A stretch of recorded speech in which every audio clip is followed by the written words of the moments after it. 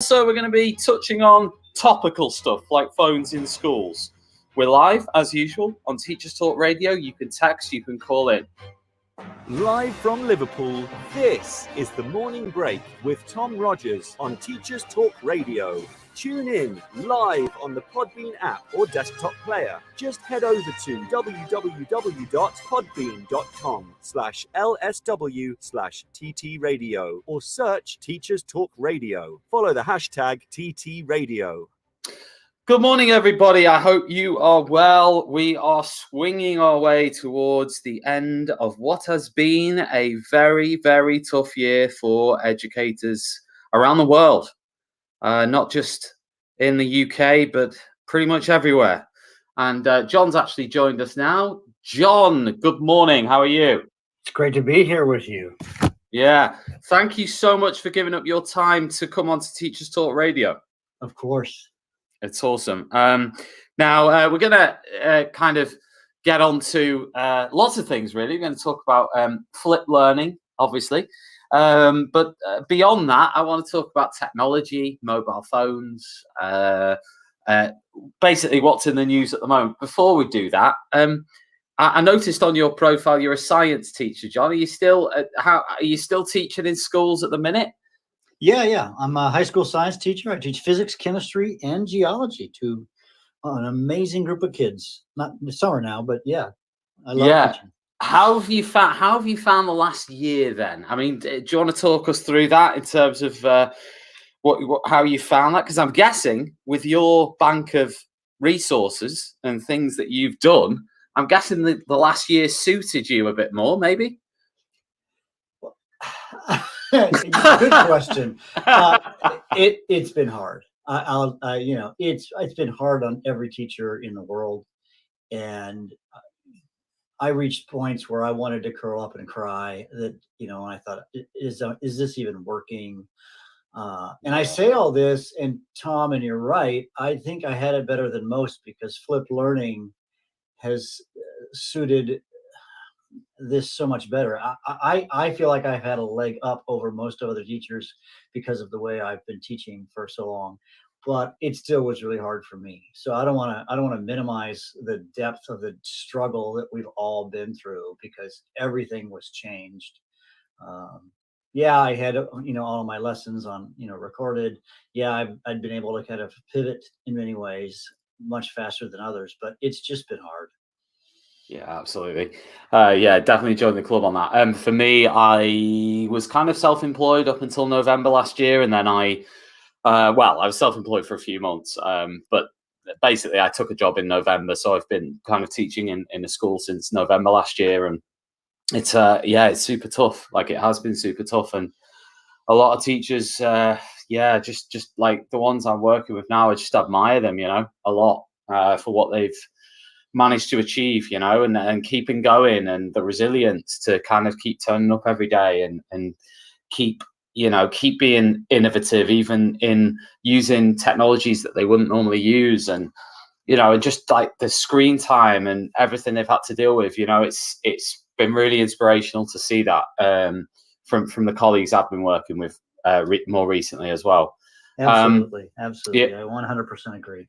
And as I said, we are live on Teachers Talk Radio. So any listeners who join, I noticed some people have started to kind of join the live broadcast. If you want to text in, if you want to text questions, you can do. If you're listening on the phone, you can just type your questions into the box, and I will pose those questions to John. Or if it's a question for me, I'll try and answer it as well.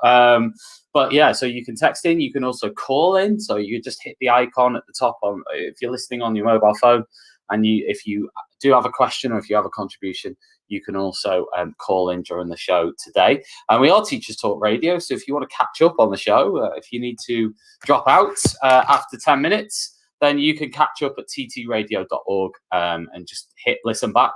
And you can listen back to any Teachers Talk Radio show that you want.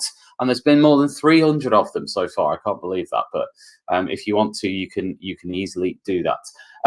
John, I thought we'd start before we get on to kind of flipped learning in particular, because full disclosure here, John, I I first read your one of your books. I know you've published 13, but I first read one of your books in 2014. And we're going back a long way now. It was before I was on like social media. It was before really I was engaged with other teachers online. And I was really inspired. Like I was really interested in the ideas that you put forward. And I actually trialed it in my school. I trialed a flipped approach in my school. I created my own videos, my own kind of encyclopedia of flipped learning resources. I trialed different classroom layouts to facilitate something which I felt built into this idea of like mastery flipped learning. And it was something I trialed for about 6 months to a year in my school that I was working in back then. Some really positive results from it. I personally really enjoyed it. But also, I want to chat to you about the challenges I faced during that period and some of the things, some of the things that, I didn't feel worked. But also, I want to ask you, what are the causes of that? Because fundamentally, again, full disclosure, my opinion is that this is a really good idea. Like anything, though, it can be contextual and it can rely on other factors that are external to the concept itself as to whether it works incredibly effectively or not. But what I want is you are the expert on this. So I want to know, first of all, like your story. And there will be people listening who are trainees, like new teachers in the UK. And also it's probably like less prevalent in the UK probably than the US anyway. I mean, it is prevalent, but probably just slightly less prevalent. So I wonder whether you could start with what is flipped learning and what brought you to the point where you decided, okay, I'm going to embark on this new way of doing things? Yeah, the story is interesting, I guess. In the 2006, 2007 school year, I was teaching at a small school in Woodland Park, Colorado, high school. And right next door was Aaron Sams. And Aaron and I were working together. We wrote that first book together. That's probably the book that you referenced. Yeah, the green one. Yeah. Yeah, the green one. There you go. So Aaron and I, we were just teaching together just because it made sense. We're both a couple of chemistry teachers. And we had a problem. Our problem was at a small rural school in the mountains of Colorado, US, a lot of kids they would leave like around noon, because if you were on a sport team, a basketball team or something like that, to compete, you had to hop a bus, and the closest school to our school was 45-minute bus ride. And some were 3 hours away. So, because, it's just rural mountains. And so kids would leave at noon to go to the baseball game or whatever. So the question is what do I do with these kids who are missing class? And then one day Aaron walks into the room and he says, hey, I've been reading Macworld magazine and I found this software that would like record our lectures. It was screen capture software. And I said, dude, that could like solve our problem. So we actually had PCs. So we, sourced a PC program that did it. That program's now defunct. There's lots of programs that do this now, and I said, well, let's do it. So we went to the head of the science department and said, can we have $50 for this software? And he said, deal. So we started recording our lectures, and then, we're just recording them in the morning live for our kids who miss class in the afternoon. But then our curriculum director walked down one day and she said, this is really cool. I love what you guys are doing with recording your lectures. And she said, my daughter's attending a university nearby, and she is one of her professors is recording his lectures, and my daughter loves it. And then she said something that just was weird. She said, my daughter loves this because she doesn't have to go to class anymore. And we looked at each other. I think it was like lunchtime that day, and we said, wait, are we actually encouraging kids to not come to our class? I mean, we kind of had a conversation that went something like this, what's the value of class time if you don't have to go to class? And we said, yeah, wait. And I think it was Aaron who said, well, what if we just like pre-recorded our lessons and then we use class time differently? And I looked at him and said, dude, we are so doing that. That's perfect. And that's it. That's how it started. Truth be told, I want to, people say that John and Aaron came up with the idea. Well, we did independently, but there was a guy who wrote a research paper in 1999. So this is 2006 2007, the spring of 2007. But in 1999, there was a professor at the University of Miami, Ohio, who published a paper where he called it something the inverted classroom. And he used videotapes. And so, of course, in 2007, fast forward, YouTube is just basically being born. We were putting our videos on Google Video, which is defunct now. But we were sort of that right idea at the right time. So at some level, if you'd say we invented it, that's not really a fair statement. We like to call ourselves the pioneers. We're the ones who kind of became at the forefront of the movement. Because, we wrote that book that you were referencing, et cetera, and we've popularized it and, continued to lead the movement since then. Absolutely. Since the book was published. So for the kind of, the new teachers, the NQTs in the UK and the trainee teachers, particularly who are listening in the UK, they might not have heard of flipped learning, like genuinely. They might not know what that. So if you were to kind of capture it succinctly for them in a nutshell, there's an official definition of flipped learning, as it turns out. I was part of a organization that a nonprofit organization that put together.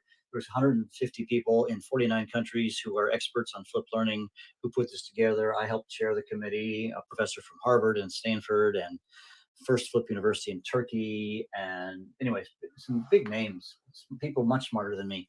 And it's the website, by the way, is the Academy of Active Learning Arts and Sciences, ALAS.national.org. And I'll just read the definition. I have it up on my screen. I think it's just pretty succinct. Flipped learning is a framework that enables educators to reach every student. So the first thing we thought of is we want to actually talk about the point of flipped learning to help you reach every student. The flipped approach inverts the traditional model by introducing course concepts before class, which then allows educators to use class time to guide each student through active, practical, and innovative applications of the course principles. So that's the big idea. So the idea is that there is a pre-work component where students do, I'm going to call it the easy stuff, the information transfer ahead of time. And that doesn't always have to be a video, by the way. We focused on video, but I now use a combination of video and text for the pre-work that's accessible. Let's think from a Bloom's taxonomic perspective, those videos should be accessible at the knowledge and understanding level. And then you use class time for the hard stuff. That's from a Bloom's taxonomic perspective. Apply, analyze, evaluate, create. That's what you want to do in class. So it's a pretty simple idea. Do the easy stuff at home, or in the independent space is actually a better way to say it. And then do the hard stuff when you're with the person who can help you, your teacher.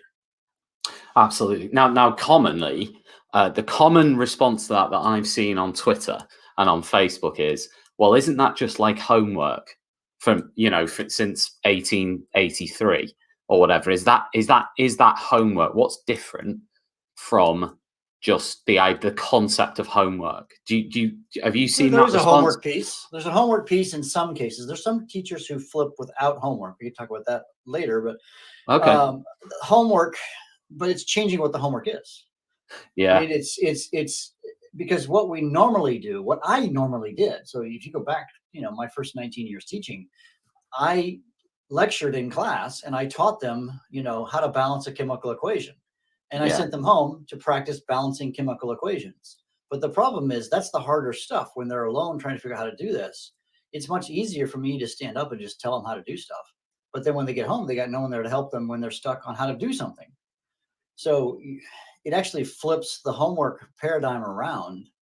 In fact, one of the books I've written is about homework. It's all about homework and how flipped learning actually solves the homework problem, because homework is a big issue in our world, and there's lots of research on homework, and flipping actually breaks almost all the research on homework, as it turns out. So no, I understand. You're saying it's a bit because it's before the actual active version, the active application of that in a lesson. They're doing that before, so therefore it is a slightly different model to what we perceive to be traditional homework, which is set in the lesson and they go away and do it, and then that's it kind of thing, and they come back and move on. What, in terms of, you mentioned like the video in the pre-section, kind of like you're saying, like you can have a hybrid, you could do a video, or you could have text, and it's accessible for students, and they're picking up that knowledge and understanding first before they enter the lesson for that kind of practical implication of it. I wondered, and this is from, I told you that I designed videos. I've still got them on my YouTube, which kind of like are I guess content videos around like Germany, USA. Like I'm a history teacher, so it's like Germany, USA, and so on. What do you think are the best? What are the components of a really good flipped learning video? What are the components of it? And it's interesting. I wondered whether, because obviously teachers have been pre-recording content. I mean, in the UK, we've got something called Oak National Academy. I don't know whether you've heard of that, but essentially, it's basically like it's pre-created lessons which are on like a government-backed website, and they're all video lessons, right? So they're full lessons. Don't get me wrong; they're not kind of in the traditional flipped learning sense. But I wondered whether, from your experience, what are the best flipped learning videos that you've seen? And can you give some specific examples maybe of videos or things that people could look up and be like, all right, that's what he's talking about. That is quality. Do you know what I mean? Yeah. Well, maybe I can even sort of one up that. There's now best practices we understand of what should be in an instructional video that you're going to create. And maybe we should first talk about the question is, should you create it or should you curate it? Should you grab those videos that are already up on this website that you talked about, or should you make your own?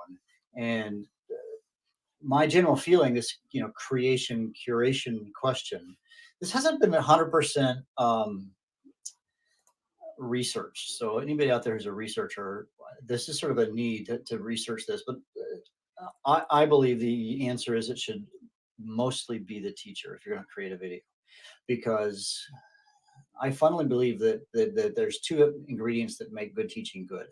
Number one is you have active learning, and number two, it's relationships. And if you create your own videos, it enhances the relationship with your kids, and that they know you're your teacher. So it's a common complaint that sometimes kids will make about their teacher who's flipping their classes. They say, my teacher's not teaching anymore. And if you're using just Sal Khan videos or something like that, then there's some point to that, actually. But if your videos are coming from you, it's like, wait.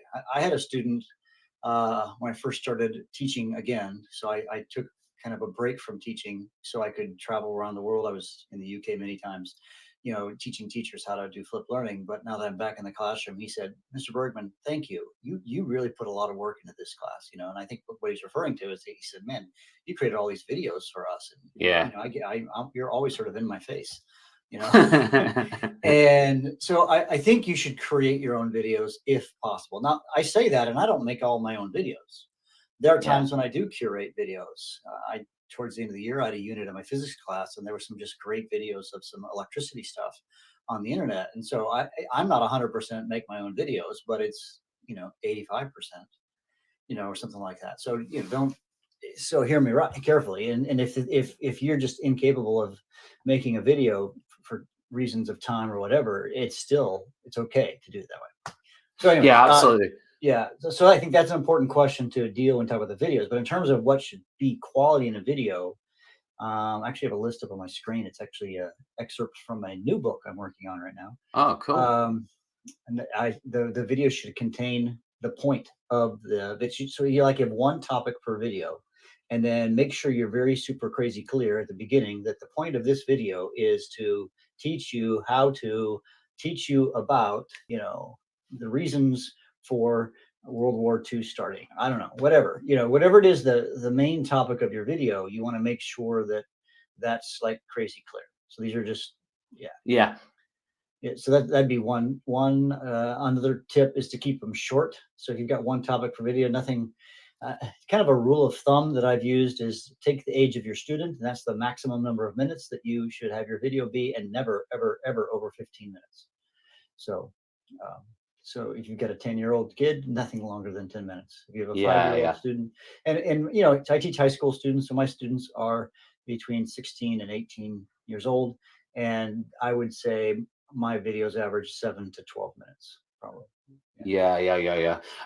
Would you? It's interesting you said that about curation versus creation, and one thing that we have now because of COVID, I guess, is a huge like boom in like YouTube channels and videos for educators. There's like tons of content out there. I mean, compare it to even a few years ago, like the level of content. So, do you think that?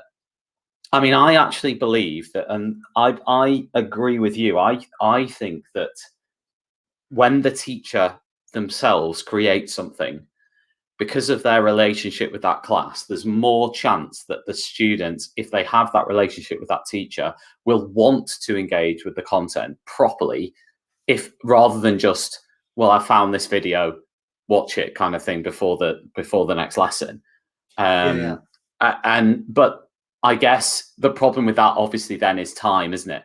So have you got any tips for teachers in terms of when they're creating pre-recorded content? Is there anything that you, because obviously you personally have done a lot of this, but obviously you've worked with a lot of people who have as well. Is there any tips you would have in terms of making that process really efficient? Is there any software, for example, that you've used? Is there any planning pro formas that you use? Is there any, what do you do to make that process as quick as possible? I'm not sure that it's that hard to do this at some level. If you can master, pushing record on your computer and start, that's at some level about all you need to do. I think maybe the trickiest part is that one thing that really adds to the video is to have annotations, a way to kind of digitally draw on the screen.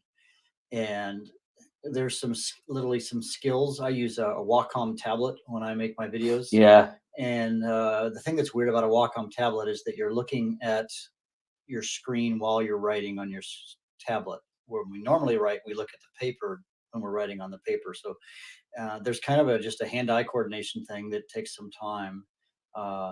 But my tips on just how to make a video, the way I typically make my videos is I create a PowerPoint. And actually, I used to do PowerPoints anyway. So back in the day when I first started, I already had my PowerPoint. So I just was going to just make a screen recording over an old PowerPoint. And PowerPoint has a feature where in the bottom left-hand corner, when you're in display mode, you can turn pen mode on. And then I fire up the screencasting software. There's a million of them: Screencast-O-Matic, Screencast-O-Fi, Camtasia is the one I use. There's a lot of other programs that will do this. There's some free online ones. Anyways, there's a million choices there. And then you fire that up, and then you record your existing PowerPoint that you've already got, or Google Slides, or whatever you're using. And I turn the webcam on again because I want to kind of build that connection with my students. To see my face. And then you push stop, and then you upload it to wherever, YouTube, Google Drive, wherever you want to put it. It's really that simple. I mean, you still have to build the PowerPoint. Some tips if you're doing that. One thing that as I've worked with lots and lots of teachers all over the world, what they often do is their PowerPoints are very, very text heavy. And what I often say is make it a video should be more of a visual experience instead of a textual experience. And in many ways, the text that they have on their PowerPoint should be their script, for lack of a better term.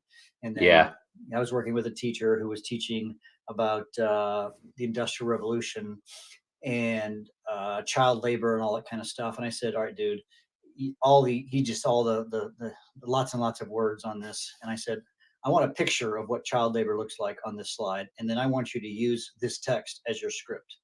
And I was like, oh, I mean, your information's great. He was a great history teacher. And I said, this is your text. And then it cleaned it up a lot better and made it much more visually appealing for his students. So. Yeah, absolutely. That makes perfect sense. And it's interesting you say that. I mean, from my perspective, when I was kind of going through this, and I used the Wacom Bamboo tablet when I was doing mine, I modeled it on, what's his name? Is it Khan? Salman Khan, is it? I can't remember his first name, but I modeled it on his kind of way of doing it, if you like. And I used the kind of black background and the yellow text. And I basically did it like that. I wish I'd actually put my face in them now, because I think that would have, a few of the later ones I did, but when I was initially doing it, I was just using the the bamboo tablet and Yeah. like a black screen kind of thing, and that was still like good, but I wish I'd put my face in them, to be honest now. But hey, the thing that took me the most amount of time was like making mistakes, and then I'd be like, right, I've got to like delete this, go back, and it was the same during COVID actually. When I did like the pre-recorded stuff, there was a few times where, and that's the thing actually that took me the most amount of time, not the kind of setting up and maybe scripting or whatever. It was like when I made a mistake, I felt like I needed to either go back or delete, or depending on how bad the mistake was. I mean, I don't know whether you found that or whether that's something that teachers you work with find when they're creating this stuff. My recommendation is just say, oops, I messed up, and just keep going. Yeah. You know what? Yeah. You do that when you're teaching live and kids forgive you. And most of the software does have an edit feature where you could like just clip that section out if you want, if it's like long. When we first started, the software we used was really glitchy and it would just crash. And I would be in my, I confess some of those early videos, I was in 25 minutes into my video. I hadn't known that I should keep them that short, but I had like 25 and 30-minute videos sometimes. And I'd have to completely re-record, and I'd just get pissed because the software was glitchy. But that a lot of those issues have been solved since that was 2007. So, yeah. So yeah, I'm interested, like moving on from the kind of videos themselves. So if a student watches one of these videos and then they kind of enter the classroom, and you mentioned about application. So regarding they've done their kind of pre-learning, if you like, on the knowledge and understanding level, and then they're going to do something more advanced in the lesson, and it's going to involve application, right? So what can you give me an example? It can be from science, or it can be basically from any subject, maybe classrooms that you visited and you've seen this in action. Like, what can you give me like a few examples of what that classroom would look like and what those students would be doing? And maybe you can give some specific examples of that in terms of ones you've actually seen in action. I'm interested in the student experience. I suppose that's what I'm getting at is sure. What, and what happens there? Well, at first for me, it was my kids got to practice doing chemistry problems. And because that was their homework, right? And so they'd sit and they'd work on their chemistry problems, and I would help them with their chemistry problems if they got stuck. But I would hover. I mean, I would just wait for them to ask a question, and I still do this. I walk around and I'm nosy, and I check their work, and I say, whoa, hold on, back up. Let's talk about what you're doing, because I'm looking over their shoulder at a piece of paper that they're working on a chemistry problem. So that's sort of one of the easy things. But honestly, the answer to this is there's probably 20 different strategies that are what I'll call active learning strategies that you can do in class. These have been around for a long, long time, and now you can do more of them. So you could, for example, have a debate. You could do a discussion, a project. You could use simulations. You could do a Socratic seminar, especially like in the history field. I've seen lots of awesome for that. Case studies, scenarios, hands-on activities, manipulatives, peer instruction, inquiry. You could role play, first-person narrative, where like somebody they write as if they were, write a letter to Winston Churchill from the shelters in the bombing raids during World War II, or you could do all kinds of things like that. I mean, a cool example that I'm thinking of, I had a chance to visit Harvard Medical School, which, by the way, has flipped. Harvard Medical School has flipped, by the way. Right, okay. And I was at Harvard a number of years ago, and they're doing case-based kind of a peer instruction model. And it was so cool to watch what happened in that class. As I was watching this class, it was a hematology, it was a blood class. And the students had done pre-work, and the pre-work was all text, by the way. So they had done pre-work, which was text. And the professor, he threw up on the screen a case. So he said, patient has come to you with the following symptoms. You did the following blood tests on him, and these are the results. And then he kind of said, you know what to do. So there's this room, and there's students sitting in pods of 4, maybe 60 students. Crazy, these are Harvard medical students. These are very smart. Well, I was going to say, they're probably at the creme de la creme here, John. Oh, yeah. These are these, and the students got all quiet, and they all grabbed a 3x5 card. I don't know what 3 inches by 5 inches. Sorry, in metrics, I'm not sure what that is. it's Don't a worry small about part. us Brits, John. We'll catch up. Don't worry. Okay. Use whatever. Use imperial. Use whatever measurements you want. We'll adapt. We'll They adapt. grabbed a card and they pulled up their pre-work, and they're basically trying to diagnose the problem. Right, this patient has this disease. It's basically they're trying to figure out, and so they're all quiet. I mean, but kind of busy.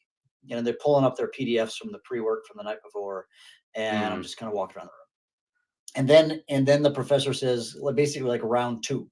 Round two, the room erupts in conversation. All the students at each table are trying to talk to their peers about what they think he's got. I think he's got this disease. I think he's got this disease. So each table was debating on what the patient had. Then round three, they had a discussion with the whole group, right, about what was the predicament of this person. Turns out he had terminal cancer. It was bad. So, and I thought then, and they're having this long conversation. The professor's kind of letting the students run the conversation. A lot of the students are trying to get him to say things, and he's trying not to say things. They'll say, well, what do you think? And then, medical students, she'd stand up, and I think it's this, and this is why. And, eventually they came to the realization this guy probably had some rare form of blood cancer, or whatever. Yeah. And then he pulled up a chair next to a young medical student, and he said, all right, now you get to be the doctor and I'm your patient. Have a conversation. So now she had to break the news to him, right? So it's kind of a role-playing thing now, right? And she had to be human and not, because the room was filled with big fancy words, science and hematology and, leukemia, and then all kinds of words I hadn't heard before, even as a science teacher. And now you have to be a person, and you have to break the news to this patient that he's dying. It was really actually moving to watch that part. And this, she struggled a little bit on how to say this, because she had to, switch from sort of academic mode to human mode. Yeah, it was powerful. And then they repeated that process. So that's I mean, that's to see that. I mean, even just to go into a Harvard classroom would be. I mean, I'd be so interested to see what that was all about, because the level is. And that's sort of an extreme class, because obviously those are the as you said, the creme de la creme. I've also walked into an inner city classroom in Birmingham, England. There was a school. What's the name of that school? And kids from great disadvantage, and they were doing flipped learning too, and it was working magically with them. So it's not, you say I can't do that because that's Harvard. Yeah, no, that's not true. They're doing it at a disadvantaged school in Birmingham, England. They're doing it. I've walked into many classrooms across the world who are students with great disadvantage, and I would actually argue that this is a better model. It always, for all purposes and regardless of your context. So well, we're gonna discuss that much further, because I've got some kind of follow-up questions for that, John, on that one, and we'll see what you think. But before we do that, we're going to go to the news and a few ads. So stay with us, John. Have a sip of water, because you've done a lot of talking so far. So chill for a few minutes, and we'll be back.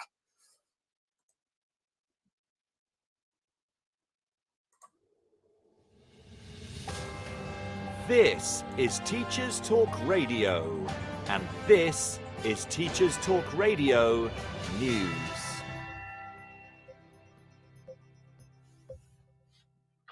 This is your latest Teacher Talk Radio News with Gail Glenn.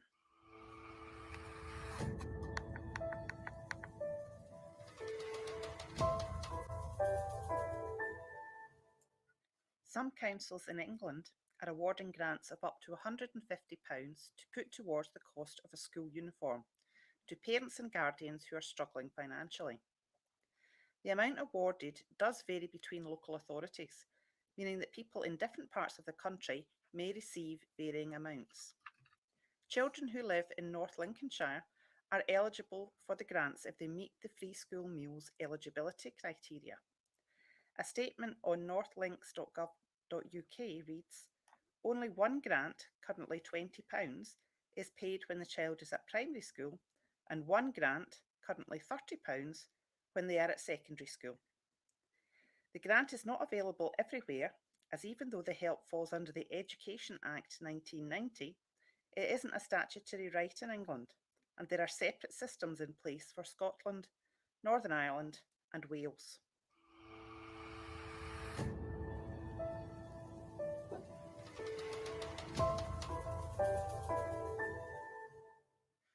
The English Education Secretary, Gavin Williamson, has announced that mobile phones could be banned from classrooms in England.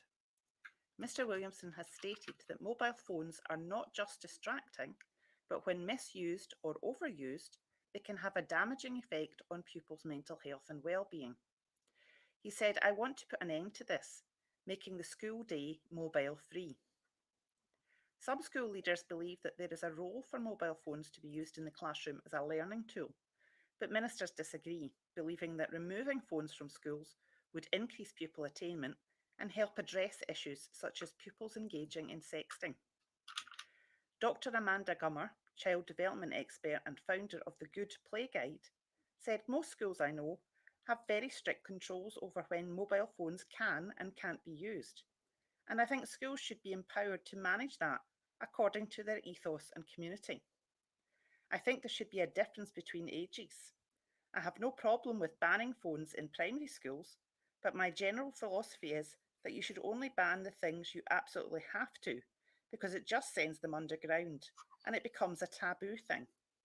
You end up missing opportunities to promote learning and development.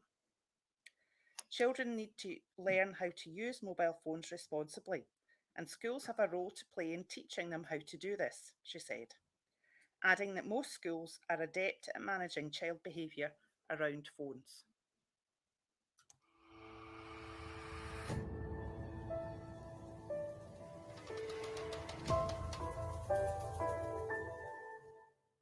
According to Mind, too many young people in secondary schools across England are being denied vital mental health support at school and by mental health services, affecting their ability to participate in education. Mind's inquiry into secondary education and mental health, not making the grade, why our approach to mental health at secondary school is failing young people, which was released on the 30th of June, stated that 96% of young people surveyed across England reported that their mental health had affected their schoolwork at some point. Mind is calling for schools to look into the way they respond to young people experiencing behavioural problems because of mental health problems and trauma as a matter of urgency.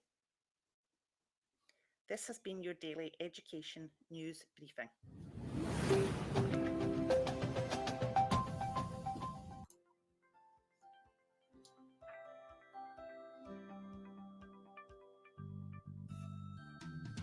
Creative Resources, made for teachers by teachers. At Creative Resources, we've been rethinking what a classroom can be. We've created a huge range of more than 2,500 original and exciting resources that span across more than 15 different subject areas. Whether you're looking for primary or secondary level resources, careers options, PSHE, arts or humanities, Creative Resources have the resources for you. We offer full curriculum packages and unique challenging escape rooms themed on topics such as Shakespeare, Tudors and fractions. We have quizzes, task cards, Tarsier puzzles and lots more. Better still, more than 100 resources can be accessed for free. Just visit our website www.CRE8TIVEresources.com. You can get 10% off any order you make on our website by using the discount code TTRadio. Creative Resources, made for teachers by teachers. Every teacher loves stationery, right? Imagine getting a selection of fun, beautiful and unique stationery items designed and selected especially for teachers, delivered through your door every month. You need to check out teacherslovestationery.club. I'm always so excited when the box arrives. It's such a treat. My Teachers Love Stationery Club box is just a little treat to myself every month. It's always full of delightful and surprising items, including some really good quality stationery brands like Faber-Castell and Stabilo. And because you never know what you're going to get, it makes it even more fun and special when you get it. It feels really great to be supporting a family business that's run by real teachers. I can't help feeling like they just know what I'm going to enjoy using stationery-wise better than I do myself. Visit teacherslovestationery.club and enter the code TTRadio when you buy your first stationery box to save £2 today. teacherslovestationery.club. Introducing the Leadership Masterclass series by Diana Osagi. Learn how to ditch your fears and develop your leadership confidence.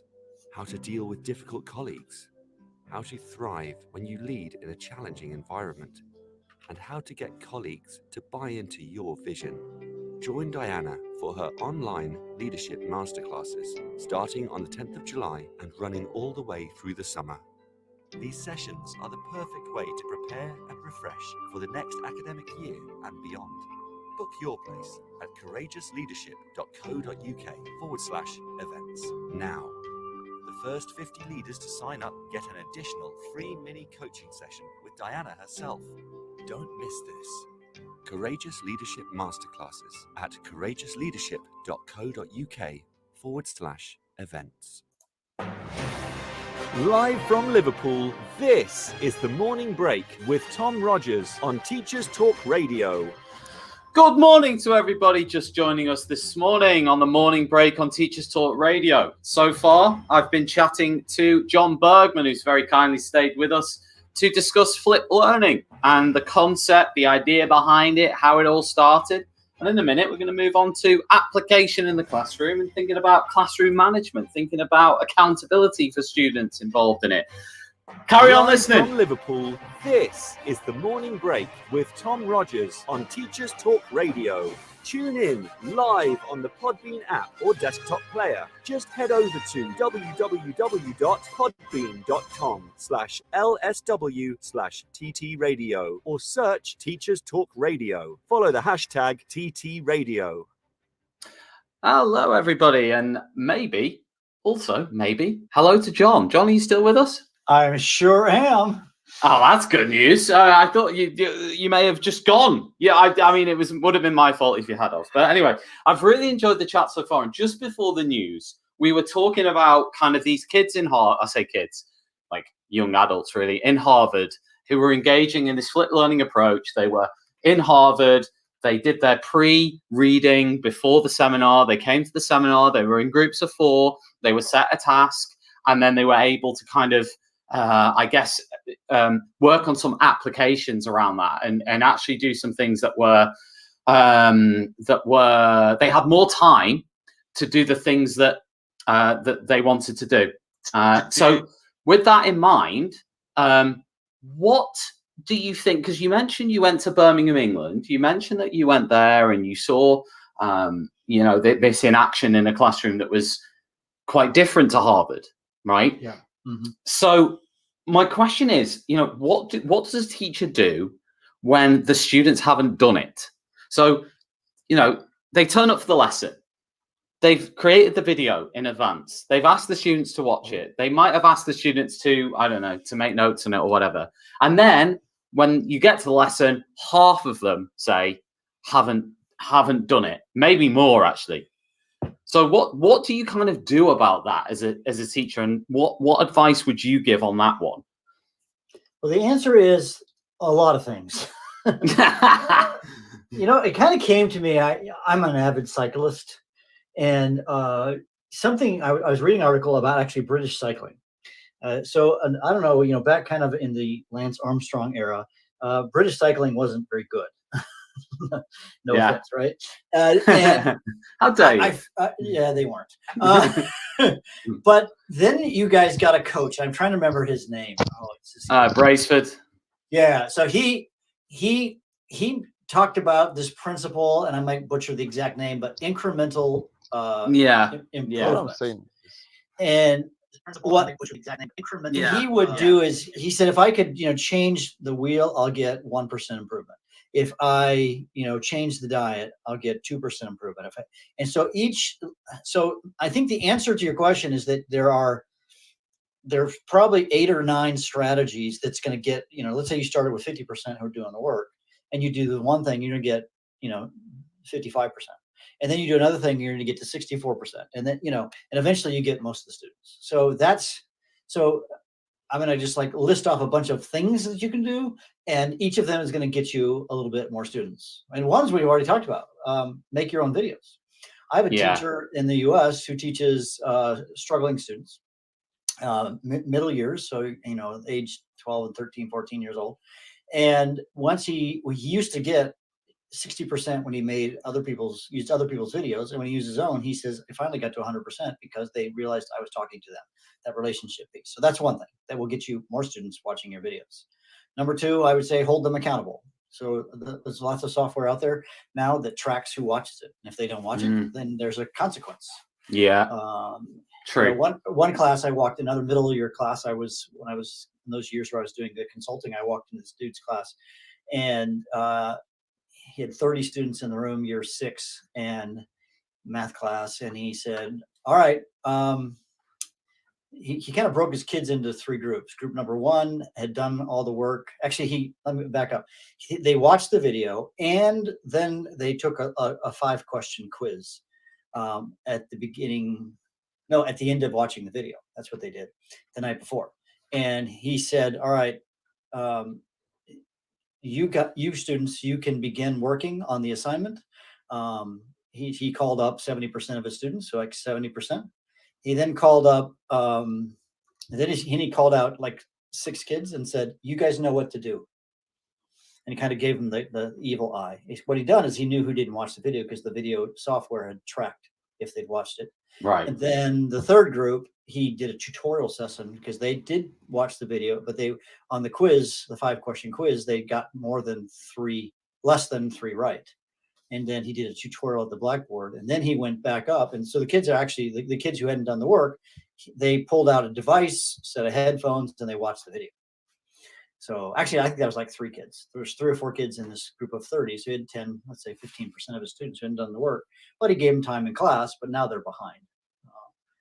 So there's a lot of strategies like that, tracking, holding them accountable. I mean, if I were to say this, the biggest mistake you could make is to now lecture if only 50% have watched the video, because what you're telling your students is that it wasn't important that they watch it. Yeah. So you can't do that. You got to have some system. That when we first started, that was our strategy. We had some laptops in the back of the room, and we had students go watch the videos. And there's sort of also this thing that it's sort of a fear of missing out thing, because what happened is those students were automatically behind and they knew it. And what was happening is those students who had done the work were getting help on the hard homework, for lack of a better term, right? Well, these students are basically now in a traditional class where they're going to get the information transferred during class, and then they got to take the hard stuff home. But most of my students quickly realized they would rather do the hard stuff in class where they have a helper, me, than go home and try and solve a chemistry problem on their own. And they quickly realized that it was this kind of a dumb idea to not do it, But let's be honest, some kids won't. So one thing I would encourage you to do, your listeners, is to have a plan. What's your plan for students who didn't do it? And there's like this year 6 teacher in the US, he had a plan, he just had them do it in class, and then they got behind, and he had he figured it out. So there's lots of those little things that add up to get more and more of your kids doing it. And once you kind of get buy-in from the kids, the game's over. Also discuss with them why the benefits of doing this. There's ways to sort of set it up at the beginning of the school year to teach them, the process of how to learn when they're in this classroom differently. Yeah, I mean, that's interesting, that kind of like buy-in element. And the thing that I found is, if I was like, so years ago when I was doing it, like 2014, 15, that kind of period, I actually, I had iPads then, and I said, right, okay, you haven't done it, so you watch the video. But the problem is that I guess while they're doing that, that's it. That's the interesting bit about Flip, because if you're in Harvard, right, that the vast majority of those students are gonna have natural buy-in to what they're doing because they're studying at Harvard, right? So you'd expect they're gonna have a real big amount of natural intrinsic motivation to achieve, to engage, that they're probably paying a lot of money, and so on, right? And I know you mentioned that the classroom in Birmingham, but naturally there's going to be less intrinsic kind of motivation maybe in an average, standard state school with a group of students. So I get what you're saying, like it's increasing that buy-in, but also it is a real challenge, like classroom. I mean, do you think I'm not saying this is a bad thing, but I am saying that for me, managing a flipped classroom in terms of classroom management was much more challenging than managing kind of your standard format classroom.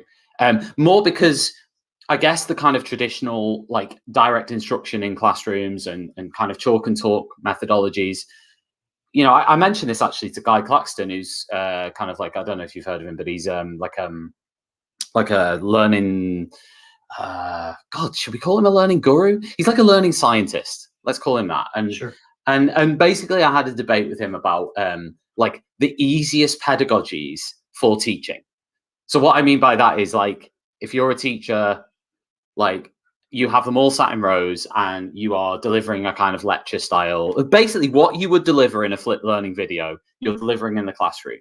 And for me, and I would say this from my 14 years in the classroom, is that is an easier scenario in terms of classroom management than a scenario where you've got lots of different groups of students doing different things. Maybe the classroom layout is different. Maybe they're in pods, maybe they're in groups, whatever. Maybe they're being more collaborative. You've really got to have like a really good handle on the classroom management to utilize that system. I did say to Guy Claxton, and by the way, you can listen back to this episode on Listen Back on ttradio.org if you want to hear what was said. But I did say to him that his argument is that basically a more collaborative and progressive pedagogy is a best case scenario for the teacher. And I was saying, I actually agreed with that, but I said it's very, very difficult to get to that point because you've got to build those relationships. You've got to have mastery as a teacher of your classroom management. So I wondered what you thought of all of that. I know I've packaged up quite a lot there, but I wondered what you thought. I think you're right. It's easier to teach in the traditional manner. Yeah, 100%. It's easier to do that because it's easier. It's less prep work. You know exactly what the script's going to be each day. It's way easier to teach that way. Teaching in a flipped manner is harder. But I guess my question to people who are like, well, it's too much work. Let's just be honest. The traditional way doesn't work. Okay, it really doesn't. I mean, we can look at the statistics, what we know about learning. If you want to look at research, I can say research.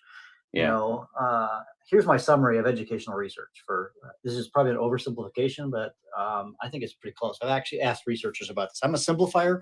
I like to just boil things down to their essential elements. That's something I am. Yeah. And if I were to summarize all educational research, I would say there are two big themes. Number one, active learning wins. If you want to, study after study shows that active methodologies work. That's, we talked earlier, project-based learning, debates, discussions, because that's where students are building their own cognitive framework. And then secondly, relationships. So it's active learning plus relationships. Yeah. And flipped learning is like the perfect thing because it allows for both. Because if you're standing in front of your students and doing the lecture thing, and I did this for 19 years, so I don't want to I'm not just like, hey, you guys suck because you're doing it that way, because I'm one of you, right? I did that for 19 years and I had great experience. I had great students. I had students who went on to Harvard. I had students who, did great things. But as I look back on those 19 years, I also shortchanged my students. And when I started to flip, I developed much better relationships with my students. And, statistically, my students at that first year got 1 standard deviation better on their grades, on their test scores. The same tests we gave the year before, they, had 1 standard deviation improvement. So it's like, how do you argue with that? So, Interestingly, there's a couple of texts in here from one of my fellow Teachers Talk Radio hosts, Kate Jones. She's texted in a couple of things. The first one is, I don't think we should adapt teaching strategies solely based on behavior. We should use the most effective strategies and focus on improving the behavior. Okay, I agree with that. The second thing she says, there's a lot of research that doesn't promote active-based, inquiry-based learning as an effective strategy. Would you agree with that? Studies are also a weird thing in that how they do the studies. I'm not sure I would agree with that. I mean, there's probably some studies that show. I mean, there are some studies that say that flipped learning is not as good as traditional teaching. But if you look at those studies under the hood, I have literally read the abstracts of almost every flipped learning research in the last several years, at least the abstract, and if not the article. And if you look at their testing protocol, they did a study, they compared, group X in a traditional setting and group Y in a flip setting, and they did it for, 6 weeks. And I would argue that in 6 weeks, the students haven't adapted to the new model very well, or there are certainly. So Kate, if that's her name, she's right that there are some studies but if you were to look at the preponderance of the studies, active learning wins. I think that's I am simplifying, and so I know that there are exceptions. Anything could be implemented poorly. In fact, flipped learning could easily be implemented poorly. In fact, there was one study, I forget, Taiwan, I believe, that said that flipped learning is an easy method to get wrong. So you could butcher it and it would give you a negative effect.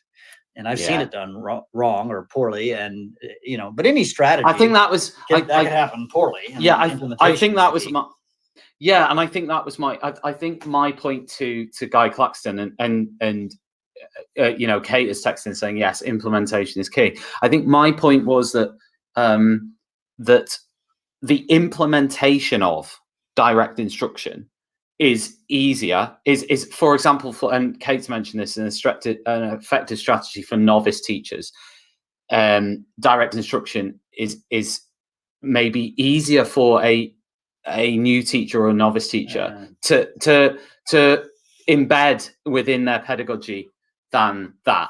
Kate was talking about novice students. Sorry, Kate, I'm misquoting you. But I'm talking about novice teachers. I'm talking about like teachers who've just started and saying like a pedagogy that they could use effectively and almost like start with like and I guess like if you were to say to like a new teacher, right, flip learning, you've had your 4 weeks in university, this is your first teaching placement, and we're going to adopt like a flip learning approach, like these are the complexities of it. I'm wondering in that context whether it could be effective. Do you know what I mean? Like, unless the teacher was like literally amazing. Do you know, like amazing? Do you know what I mean? From the word go. I just struggled. I work with a new teacher this year, brand new teacher. But she's amazing. Yeah. But tell me about her then. Tell me about that example. So she was, as typical of a first year teacher, she was given, and this is COVID year, so I mean, this is quite a year to start teaching. She was given the most difficult students in the school, the ones who didn't, science teacher, the most difficult classes to teach, the kids who didn't like science and they were struggling, and the ones who almost dropped out and failed. And truth be told, this is my daughter. And she was like, Dad, how do I do this? And she says, what if I tried the mastery approach? I said, I think you don't have much choice. And the research, the work she got to do with her kids was sort of amazing. She was able to okay, the kids finally said, somebody actually finally cares about us and sees us and, gives us the space and the time to learn it, as opposed to just cramming it down our throats and then, telling us that we suck. So it was amazing what she was able to do with her students. Now, that's not a fair case. Let's be honest. She's been around me her whole life. She's watched me teach. She sat in on some of the conferences I spoke. She traveled with me to Dubai when I spoke at a conference. I mean, so she's not a typical first year teacher in some ways, but I've also worked with other first year teachers. In fact, I've spoken at pre-service teachers conferences. And honestly, I'm going to argue that those young people get it more than some of the older teachers, because first of all, they're 100%, comfortable with technology. They're 100% used to learning digitally. So, I mean, you take a 22-year-old, young person, they grew up, they've never not known the internet. I mean, you know what I'm talking about, right? So those young people, in many ways, I think they're going to be much more primed than some of our more seasoned teachers. And Well, hear me that's- carefully. I'm not saying that the young teacher is going to be better than the older teacher, because the older Yeah. teacher has a wealth of it. They've learned how to get to know kids. There's a, because I'm an old teacher, right? If I've got all my children, I mean, my youngest is 24 years old. So person, so Yeah. I'm an old guy. So yeah. Yeah, I mean, I was gonna say, John. I mean, interestingly, we've got a few people entering the studio, and we've got one person who's entered the studio called King David. So, if King David wants to text in and tell us what he thinks about this, we've also got Dickie Nee, someone with either who has a Dickie Nee, who's calling themselves Dickie Nee, who has also joined the studio. So, King David or Dickie Nee, or VWKQ74ZKV7HT6, who has also entered the live studio. If any of you want to comment or call in on what John is saying and what I'm saying and what Kate's been texting in, then you also join in the texts. We welcome contributions from all kings and queens. Let me address Kate's question. She's talking about how novice students require more clear guidance and instruction, and she's 100% right. And so what I found in a flipped learning environment, it needs to be more prescriptive when you have more novice students. So let's take the case of my daughter's kids.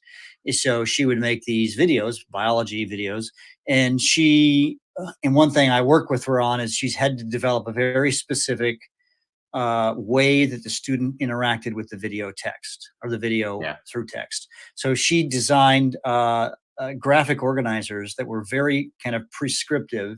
Is when you watch this video, you answer these questions. So they had something very linear to do, so that as they're watching their video, they know exactly what the script is that they're supposed to follow. And so it was much more prescriptive what she had her students do, because they needed greater structure. I've also found this not just with more of the struggling student, like the students of my daughter, but also the younger students. So one of the books I've written is on flipping for the elementary or the primary classroom. And in that book, what I discovered when I interviewed primary teachers who are flipping around the world is you had to be much, much more literal and prescriptive on what you wanted them to do, and kind of less freedom, just because cognitively they're just not quite ready for sort of that much freedom of kind of figure this out, like a Harvard student would be, for example, or a college student, or just some of it's just age, right? Cognitively, your brain. Do you think group work fits in with that as well, in terms of being a little bit less expansive in that respect, or do you think collaboration within the classroom is key to this model? I think yes, I would argue collaboration is key, but there is also time where students need to just learn alone. The answer is yes, and I guess. Yeah. That's interesting. That is interesting, and I think it's interesting when we talk about students who are starting at different levels and how different pedagogies or different implementations of pedagogies really can work better for different students than others. I think that's a really interesting topic. One thing I wanted to move on to, John, if that's okay, is technology, because we've talked a lot about technology in this, and I don't know whether you were listening to the UK news that we played about half an hour ago, but basically one of the things that the government is kind of looking at the moment and is pushing for is a ban on all mobile phone use in English schools. So Nicholas has just texted in as well. Before we move on to that, Nicholas has just texted in. Hi from Australia. I teach 3 to 5-year-olds. It's up to me to set children up for later learning. Early learning is crucial, so you don't end up with novice students. But my question to you is, Nicholas, in fact, I'm going to invite you in, Nicholas, if you want to come in and chat to me and John about it, because I think that's a really interesting point, is sometimes you might have novice learners who you don't feel should be novice learners by the time you have them into the class, but they are. I think, do you feel that's a bigger question, isn't it, in terms of how do you think that flipped learning can be applied to earlier years, John? 3 to 5-year-olds? Seen it done. So yeah. That's example is a school I taught for 24 years, and then for 2 years I was a director of technology, and it was at a primary school, and my kindies, I don't know how you call them there, the 5-year-olds at the school, they did an in-class flip. So the teacher made these videos, and I remember one video, apple. That was her video, right? Teaching them the sound that the letter A makes. It was a cheesy video. She just turned on, like her phone and recorded herself in front of a whiteboard. And the students would watch these videos, and then they would practice in the class using the sample sound. And then she also showed them how to draw an A, and there's certain ways it was fascinating to watch her do this, because I've just invited Nick. Yeah, I've just invited Nicholas in, actually. So Nicholas, it says you're connected, but I don't know if you are. Can you hear us? Can you speak to us? I don't think so. Yeah, I don't know if you need headphones in to call in anyway, Nicholas. So give that a try. But I've invited you in if you want to kind of share your thoughts on this with myself and John. From the perspective of what that made perfect sense. But just to move on to the technology element for a minute, then, in terms of this kind of idea of phones in schools. I mean, what's your general view on that? Do you have one? I have a love-hate relationship with the phones in my classroom. Again, I teach high school students, secondary, 16 to 18-year-olds, and they can be so distracted with their phones. It can be very annoying. But then there's also points where they could use their phones for great good if they're doing it right. This is a tough question, because there's an element where our young people, let's be honest, we're addicted to our devices, and we're staring at our screens way too much. And so I think there's not a bad point to that.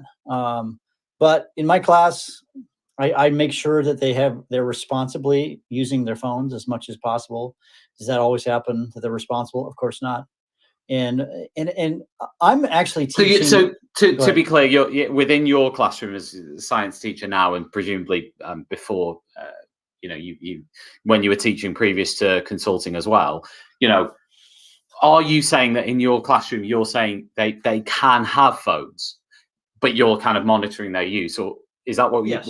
Yes, okay. If I find a kid who's using his phone too much for non-school stuff, I will take it away and just put it at the front. I have a little place to put the phones. At our school, it's kind of a teacher discretion, and the students know this. They walk in, they put their phone in a box, and they can't have their phone in their class. Teachers have that ability, and students are pretty compliant. I teach now at a private school, so there's a little bit more, leeway there. So, but I don't require them to do that, because so often they use their phone, they're recording things. In my physics class, they'll record their experiments. Sometimes we'll do it in slow-mo so we could watch the action. So there's a lot of power also in the phone, as a measuring device. And we use timers all the time. I used to have stopwatches, and now it's like, you've got a stopwatch in your pocket, pull it out, so a lot of it's a good measuring device, but it's also a distraction. So I guess my rule in my classroom is, if you're using it responsibly, you're fine. And if a kid quick checks a text or something like that, and they're still learning. And also in my class, as a note, is I'm really using the mastery model in my class, so the flipped mastery model. And so that model, the student is kind of responsible for moving through the content at the pace that I set a bit of a pace, but so there's also some flexibility. And if the student is consistently meeting the benchmarks, and then they check their phone, I don't care. If they're behind and they're getting distracted by their phone, I start caring. So got you. So that's I'm much more laissez-faire. Some teachers are much more stringent about that, and I get it. If I'm doing a whole class conversation, I do that occasionally. On a topic, at that point, probably I say, all right, everyone, put your phone in your backpack at least. If I need to be really stringent, put it in the box, Yeah, because I mean, in the UK, a lot of schools do already kind of ban phones completely, as a complete blanket ban on them, really. And it has become a bit of an issue really in the UK in terms of kids kind of using them for social media in lessons, and maybe taking pictures in lessons, or exchanging texts in lessons across the classroom. And all that kind of stuff, even in schools that have banned them. So I suppose like the government are getting onto that. And I actually tweeted that I agreed with the idea of banning phones. I mean, obviously there's two elements to this. There's a school that bans a phone, and there's a government doing a blanket ban on phones. I understand there's two different elements there. So the idea of banning phones, I will completely buy into. The idea of a blanket ban, I can understand completely where the government would be coming from with that. And I know other countries do it successfully, like Spain, and I know, I think France as well, but definitely Spain does it. And, it works. So Kate's just texted in Emmanuel Macron, who's a bit of a legend. Let's be honest, John, like, you might not like him, but I think Macron is like a hero. But anyway, he's kind of banned phones. And Kate said context is key. And in the UK, we're considering a ban on phones. That's what the government want anyway. So, I mean, it's interesting what you've said is kind of involves a lot of trust, I guess, with your students and in that respect. And I wondered with the mastery model, because that's something, again, that I've had experience of trying to implement is, let's say, like for the novice teacher, again, for the new teacher, like essentially you've got like, say, 20 elements of your course that you want the students to complete, and imagine like those 20 course elements are on like a spreadsheet, and it's like one after the other, and there's like a tick box in each element, and one student can literally work their way through those 20 points and kind of get a tick from the teacher when they've completed, and everybody would be moving through those 20 points at different speeds, different paces, and obviously the teacher might be intervening with different students based on the number they're up to, if you like. I suppose my question is how do you know what the students already know? So, for example, if they've done something unsupervised, like a quiz or something, or a task, like how do you know that they've done that because they already knew it? If that makes sense, like they're like a Harvard student level, and they just know it. So then, I suppose what you're going to say is you'd have like another 20 things that you'd have like an endless amount of extension. I'm guessing. Yeah, actually, no, I don't. I'm not that organized. If my students have mastered through the content that I've gotten, then they can come to class and work on their other classes. I don't have that stuff. I'd like to be there where I give them additional sort of extension ideas. And I've got some ideas. And this is actually the book I'm working on right now. It's just exclusively on mastery learning. And I've interviewed 30 different mastery teachers, mastery school in New Zealand, and all these kinds of things and how they're doing it. And I'm learning a lot. And one thing that maybe you didn't quite allude to, but one thing I'm going to do ahead of time is they're going to get a pretest. So I kind of know where they're starting from, so that if I've got a kid who's way advanced, but ideally I'd love to have it. And there's a lot of teachers who are doing this, is they have sort of, levels built into each sort of cycle of learning, and in that cycle there is the opportunity for great extension for the students. And at the higher ends, they're getting a lot more choice. They can do some research on a particular topic or field and then go deeper. So that's kind of the ideal, if you can get that set up. But this is just my second year back teaching since my 8-year break doing the consulting thing. Well, I was gonna say, John, Kate's joined us now. I've invited Kate into the studio so she can maybe chat to you. Say hi, Kate. How's it going? Hello. Hi. This is great. Really interesting. Yeah, there you go. Thanks, Kate, for your text and contributions. I wondered, in a minute, we'll just play our kind of second ad break. We've only got about 10 minutes now. John, are you okay for another 10 minutes? You bet. Cool. We've only got 10 minutes, but I'll play the second ad and we'll be back in a minute. Every teacher loves stationery, right? Imagine getting a selection of fun, beautiful, and unique stationery items designed and selected especially for teachers, delivered through your door every month. You need to check out teacherslovestationery.club. I'm always so excited when the box arrives. It's such a treat. My Teachers Love Stationery Club box is just a little treat to myself every month. It's always full of delightful and surprising items, including some really good quality stationery brands like Faber-Castell and Stabilo. And because you never know what you're going to get, it makes it even more fun and special when you get it. It feels really great to be supporting a family business that's run by real teachers. I can't help feeling like they just know what I'm going to enjoy using stationery-wise better than I do myself. Visit teacherslovestationery.club and enter the code TTRadio when you buy your first stationery box to save £2 today. teacherslovestationery.club. Okay, we are back with John Bergman and also Kate Jones, who's called in. How are you doing today, Kate? I'm really good, thank you. Yes. Excellente. I was going to ask John. You mentioned about kind of exiting for consultancy for the 8 years and then coming back into teaching. How have you found that transition? Like going back at the end of that period out, like how have you found that? Hard and wonderful. I worked that first year, which is just 2 years ago, was crazy hard, and then COVID happened, in March of that year. So, what a year to get back. But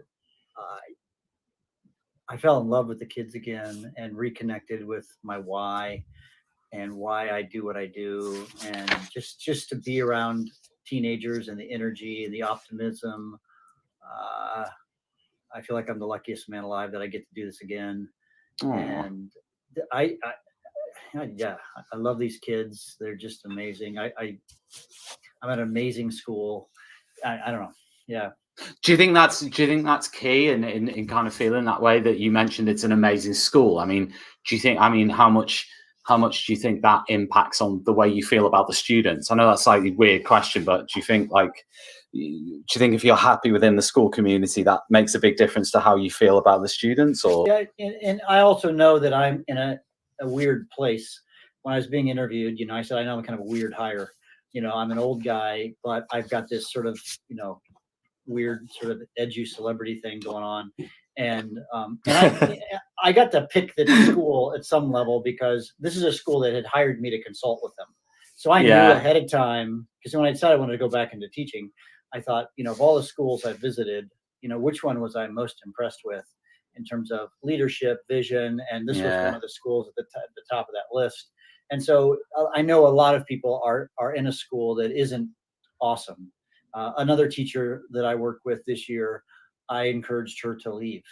I told this teacher, I don't think you're at a good place. It's a toxic environment. The kids, the teachers would meet in the faculty lounge and they would call their students by names I won't repeat. And I said, that's a toxic environment and I don't think you should stay. And that teacher found a job somewhere else. So I know that exists too. So, and I've taught in schools like that too. I'm not now.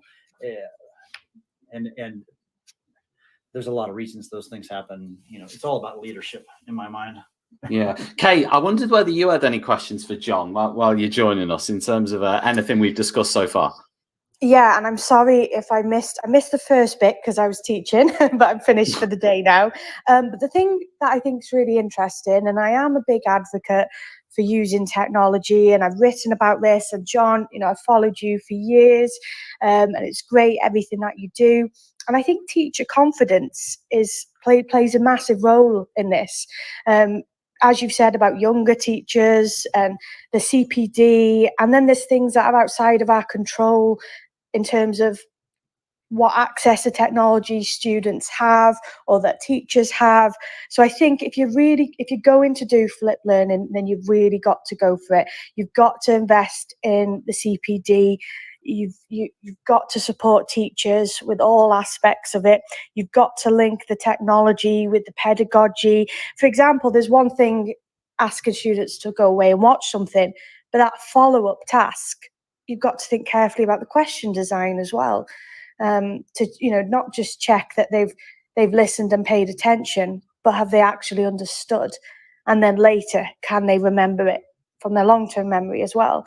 So I just think that it's really interesting, and I think if you're going to do it, like John said, it can be done well, it can be done badly. I think schools have got to support staff with that, which I'm sure John would agree.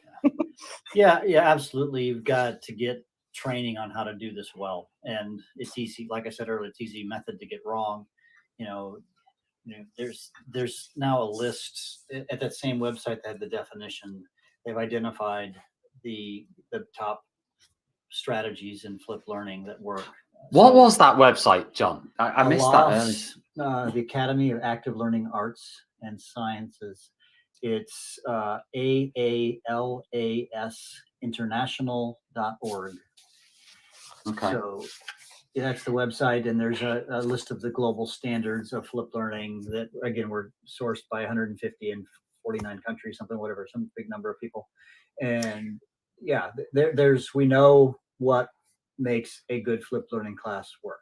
It's not a mystery anymore. And to the degree that you follow the best practices, to the degree you'll be successful. I mean, like anything, right? And I mean, also, sorry. Oh, go on, Kate. Sorry. Go on. Well, no, it's something that we can't ignore. Even if we have a ban on mobile phones in the UK, which there's pros and cons for, children are using the internet. And if they can use it to learn, that would be fantastic. We don't want it to just become something that is just for social media and gaming. It's a really powerful education tool as well. The Ofcom report, which was published in the UK a few years ago, and it might have been updated since, but that said 43% of 3 to 4 year old children were watching YouTube Kids. So actually, can we not tap into that? And the fact that they are watching YouTube, they know how to navigate through YouTube, and it was even higher for 5 to 7 year olds. It was 79% of 5 to 7 year olds go online for around 9 hours a week watching videos on YouTube. It's quite disturbing that you have these statistics at your fingertips. I find that quite disturbing. I wrote about it, Tom. I wrote about it in my book, Love to Teach. I wrote an article or a book. I wrote a book, and I mentioned this earlier about homework. And I did a little study. I reached out to flipped learning teachers across the world, and I asked them to do a survey of their students about screen time. And I asked this question of 2,000 students, something like that, in flipped classrooms around the world. And the question was, does flipped learning add to your screen time or replace other screen time? And 85% of them, now this is maybe 4 or 5 years ago, 85% of them said it either added a little to their screen time or it replaced their screen time. And I felt like that was a huge win. So what we're doing is they're watching a cheesy video of their teacher, right, on science or history or whatever, and instead of more unproductive things that they might already be doing on the internet. And I think that's a win. I mean, kids are going to be in front of screens. We're not changing that anytime soon. People are going to be in front of screens. But what if that screen time was now valuable and they're learning from you, their teacher, about history or math or science or whatever, right? That's fair. I think that's fair. I mean, maybe I'm a bit of a Luddite. I am definitely traditional in the sense of I can see the problem with phones in the class. Like Kate said, there's pros and cons. I can see the cons very clearly of phones in the classroom, but equally, you have to look at it and say, okay, quizzing, for example, if they have a mobile phone and they can use that for quizzing, it just makes things so much better in a way, I think, and easier for them to access and look back on and get results from and so on. So yeah, I mean the pros are obvious, but the cons are equally there, and it is a difficult one. But as I said, UK government seems to be heading towards axing phones. That's definitely the approach they're going to be taking. But there is an irony, Tom, with people having these debates online about how they're anti-technology as they're writing a blog that goes on their website, and look at us now having this conversation. I'm in Abu Dhabi, you're in the UK, and we've got John as well. We're having this conversation live on a radio show, and John is absolutely right. Technology isn't going anywhere. It's going to advance. It's going to play more of an important role in our lives. So we've just got to be careful that the ban doesn't try and bury our heads in the sand as well, because that wouldn't be good either. So it is about managing it. And we've all got to learn. I've got to learn to manage my screen time as an adult. I don't always do that well. So we need to support children with that. And we can't do that alone. We've got to work with the families and the parents, because even if we're monitoring screen time in school, we're not monitoring it outside of school. So we have to have these conversations with the whole school community. I think what we need is like really intentional courses. So one of the things that, again, at this school is amazing. My school has a leadership kind of focus. They teach, students how to be leaders. And part of that is how to be, the first year that they're at the school, it's self-leadership. And, one of the aspects is how do you manage your mobile life? And you're trying to become, to police yourself, so to speak. And I think we need to be very intentional about teaching students how to live without distractions. Because I've started to subscribe to some leadership gurus, one in particular, who really talks about being really deeply focused. And basically, and his main point is, and he's got research behind this, those who are focused will be the winners, if you will, the leaders of the world. And so if you live a distracted life, you will not accomplish as much as if you are living a focused life. And so I don't have notifications turned on my phones. I just try to do as much as I can to not get pulled into the abyss of whatever, social media or whatever it is that you're going to get pulled into, and, take things off your phone that are distracting and are not helpful. These are the kinds of things, though, that, you're talking about a 16-year-old or a 12-year-old or whatever, and they don't have they're not cognitively developed, and there definitely is a dopamine dump that's happening every time they turn on their phone, and we've got to, teach them how to self-regulate. And I think we need to be much more intentional about that. I don't think that's happened very often in schools. And so I think that's actually the better task, because probably what they do is, if you ban schools and phones in schools, is they go home and binge because they've been missing it now, and now they get their dopamine dump through the phone. John, I'd really appreciate it if you stop talking about me now. It's quite disconcerting.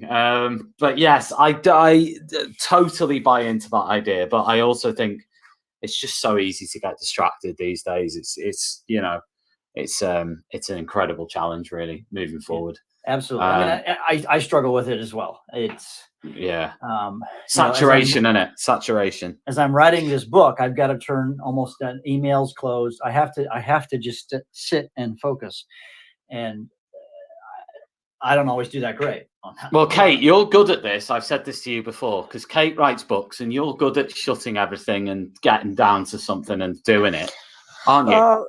Yeah, but John is right that I am productive. I could be even more productive if I probably didn't have Twitter and Instagram. And I am aware that, especially, it's interesting, isn't it? The iPhone could tell you how much time you're spending on these apps now. And that is, I remember the first time I saw that was a bit of an eye opener. And I was quite embarrassed by that as well.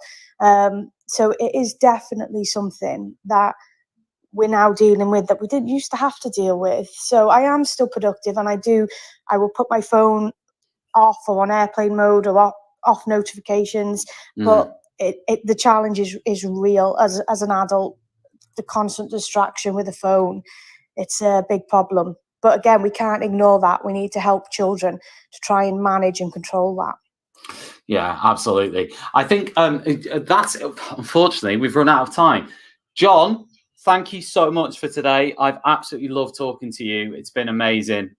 You were one of my first edu heroes. So thank you for taking the time out. Thanks for having me on. It's been a great conversation. Yeah, and Kate, thanks for calling in. I will speak to you both soon again on Teachers Talk Radio. You've been listening to Teachers Talk Radio. Tune in live and listen back at ttradio.org. We look forward to hearing from you next time on Teachers Talk Radio.